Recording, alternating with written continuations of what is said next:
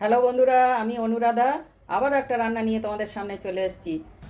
আজ রান্না করব আলু দিয়ে মাছের মাথার কালিয়া। দেখতে থাকো কী কী নিয়েছি। আমার ভিডিওগুলো যদি ভালো লাগে লাইক শেয়ার কমেন্ট করে দিও। আলু দিয়ে মাছের মাথার কালিয়া বানাতে মাছের মাথাগুলো নুন হলুদ দিয়ে মেখে নিয়েছি।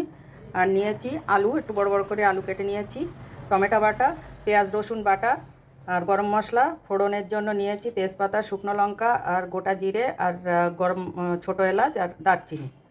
আর মশলা নিয়েছি জিরে গুঁড়ো, ধনে গুঁড়ো, লাল লঙ্কার গুঁড়ো, লবণ, চিনি, কাঁচা লঙ্কা, আদা বাটা আর হলুদ। এইগুলো আমি জল দিয়ে গুলে নেব। এবারে আমি মাছের মাথা আর আলুগুলো ভেজে নেব। আলুগুলো নুন হলুদ দিয়ে ভেজে তুলে নেব। মাছ ভেজে তুলে নিয়ে তাতে ফোড়ন দিয়ে পেঁয়াজ আর রসুনের পেস্টটা দিয়ে আমি একটু ভেজে নিয়েছি। এবারে দিয়ে দেবো টমেটো বাটা।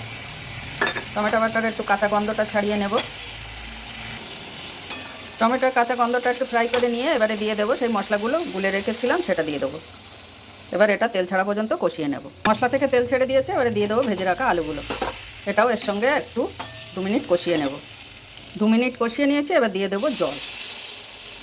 খুব বেশি দেবো না, এবারে এটা ফুটতে দেবো। ঝোলটা ফুটে উঠেছে, এবারে ভেজে রাখা মাথাগুলো দিয়ে দেবো, দিয়ে একটা ঢাকা দিয়ে দেবো। আলু সিদ্ধ হয়ে গেছে, এবারে আমি গরম মশলা দেবো আর একটু ঘি দেবো, দিয়ে নেড়ে চেড়ে নামিয়ে নেব। রেডি হয়ে গেছে আলু দিয়ে মাছের মাথার কালিয়া।